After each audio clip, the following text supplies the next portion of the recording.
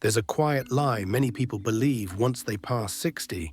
They tell themselves, just one more year, one more bonus, one more cushion, then I'll feel safe.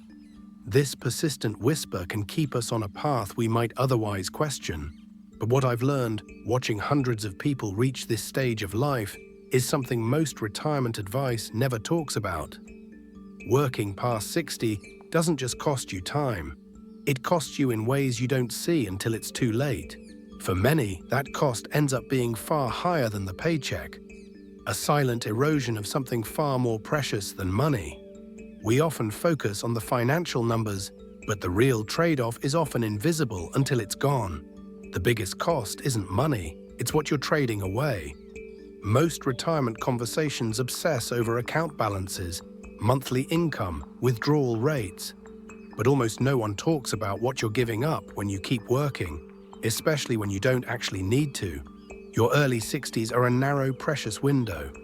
This is often the last stretch, where your body still cooperates with ease, where your energy still shows up when you need it most, and where travel feels exciting instead of exhausting.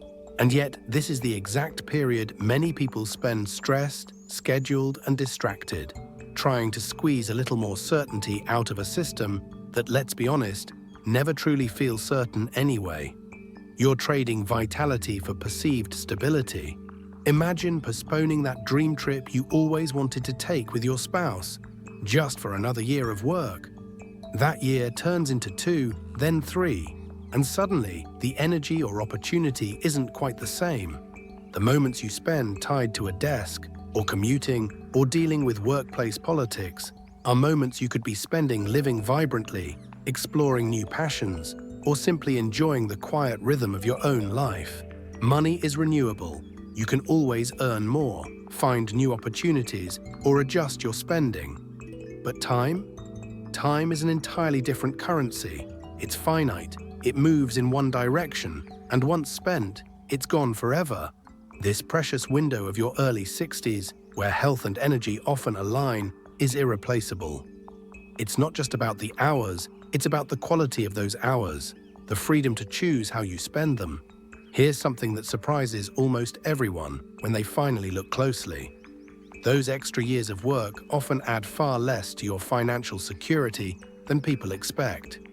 The perceived gain can be an illusion. Yes, the paycheck looks nice on paper, but once taxes rise, benefits change, and missed planning opportunities add up, the real improvement to your bottom line is often modest. Sometimes shockingly modest. What people imagine as peace of mind from that extra income often turns into a small bump, a marginal increase traded for years that never come back. Was that trade-off truly worth it when you consider the whole picture? Consider a couple who worked an extra 3 years, accumulating an additional $50,000 after taxes. They look at their total savings and realize that while it's nice, it didn't fundamentally change their retirement lifestyle, but it did cost them precious time. This isn't to say money isn't important. Of course it is. But the equation often becomes imbalanced when we forget that financial resources can always be replenished or adjusted, while time cannot. The real question becomes, what is the true value of those additional earnings versus the irreplaceable value of your time, your health, and your freedom in these golden years? It's a calculation that goes beyond simple numbers. One of the most overlooked truths about working longer is how deeply stress embeds itself in the body and mind. It doesn't just disappear when you clock out. It accumulates, silently shaping your well-being.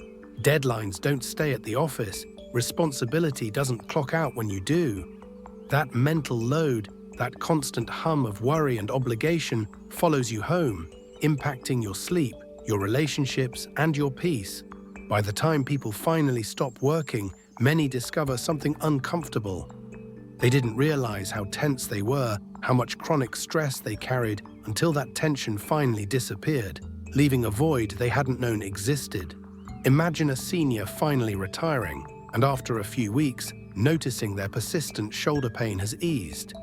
Their sleep is deeper, and a lightness they hadn't felt in years returns. The job was a silent burden. Sleep improves, persistent aches and pains ease, energy returns in ways you might have forgotten was possible. It's like shedding a heavy cloak you didn't realize you were wearing for decades. And suddenly it becomes clear the job was costing more than it paid, not just in obvious ways, but in the subtle, insidious toll it took on your physical and mental health. The true cost becomes undeniable. A dangerous assumption many people make is believing health fades slowly and predictably, giving you ample warning. That's not how it usually works in reality, especially as we age. Often, it's sudden. A back that never fully recovers from a minor strain. A medical scare that changes your travel plans forever. Fatigue that doesn't lift, making simple joys feel like monumental tasks. Consider someone who postponed their dream of hiking national parks, believing they'd have plenty of time after retirement. Then a sudden knee injury makes those long hikes impossible, and regret sets in. And when that happens after you've delayed retirement, the regret cuts deep. Not because of money, because of timing. The window of opportunity for certain physical activities or adventures can close without warning. You can adjust a budget. You can find new ways to save or earn, but you can't redo your 60s. You can't reclaim those years of peak energy and mobility once they've passed. This makes them uniquely precious. So embracing your healthy years with intention, rather than waiting for an uncertain future, becomes a profound act of self-care and wisdom.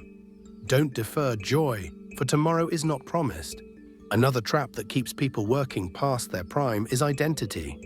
When your role defines you for decades, walking away can feel like erasing yourself, like losing a fundamental part of who you are.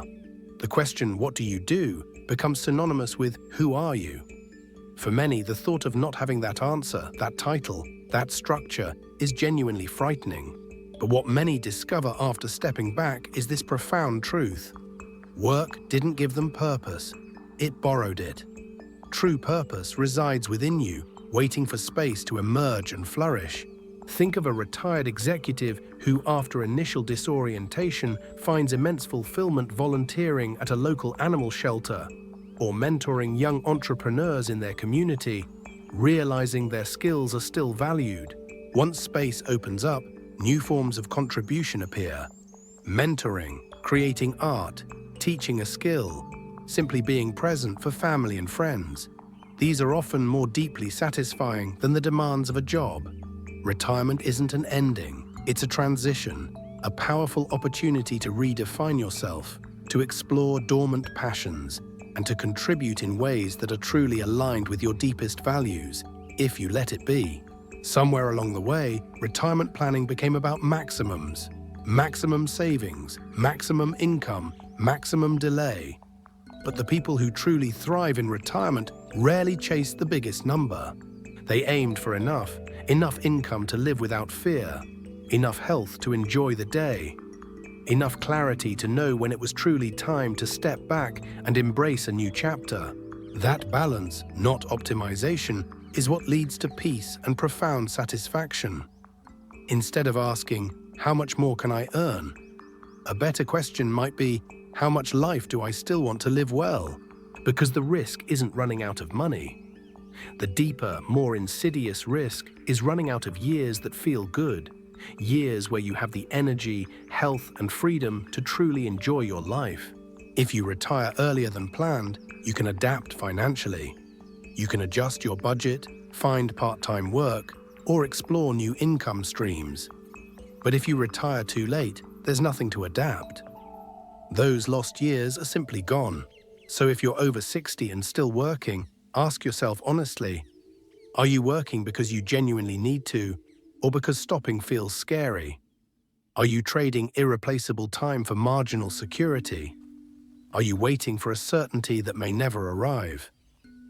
Because clarity beats fear every time, and the people who step into retirement with intention, not delay, rarely regret it. Retirement was never meant to be a finish line at the end of exhaustion. It was meant to be a chapter you could actually live. If this resonated with you, share your thoughts below. What's keeping you working, and what would it take to let go? Thanks for being here. Take care of yourself